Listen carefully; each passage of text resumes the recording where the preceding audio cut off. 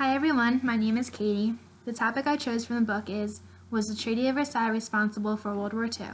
The yes and no articles on the subject were written by Derek Aldcroft and Mark Mazauer.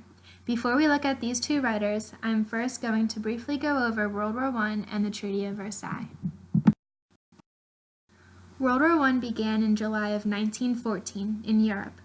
This slide shows the predominant powers during the war.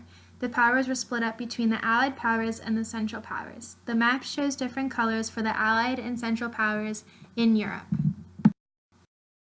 The warfare during World War I was very different than previous wars. Trench warfare was used, where large trenches were dug to protect the troops from enemies' gunfire. The photo on the left shows what the trenches looked like.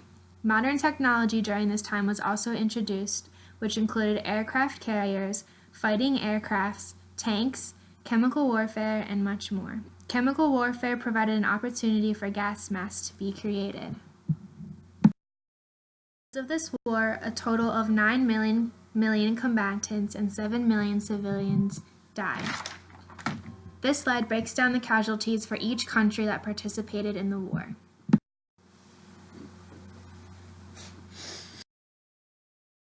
The war ended in November of 1918. As a peace treaty, the Treaty of Versailles was created.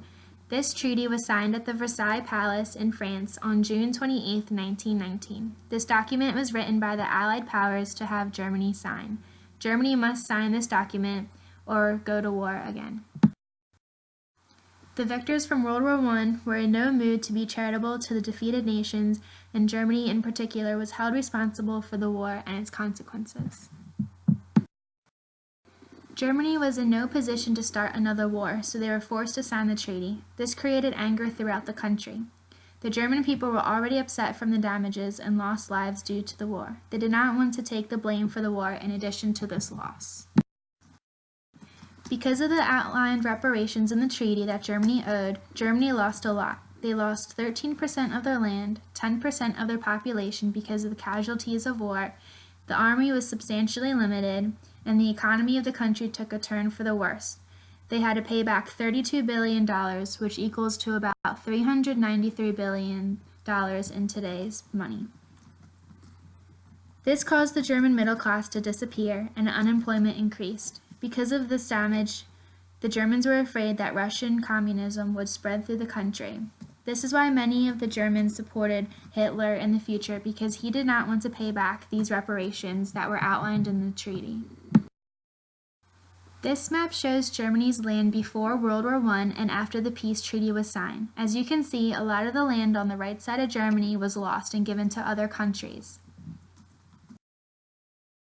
Now that we know a lot of information about World War I and the Treaty of Versailles, we may be able to answer the question, was the Treaty of Versailles responsible for World War II?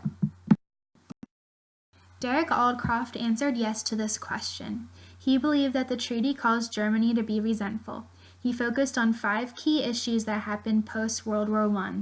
Europe's countries were reshaped, as I showed you with the 2 maps comparing the borders. Germany was harboring resentment.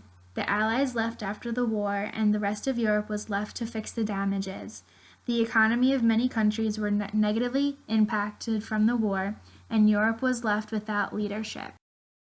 Mark Mazauer answered no to this question. He believes the treaty was a credible source and created a model world for Europe.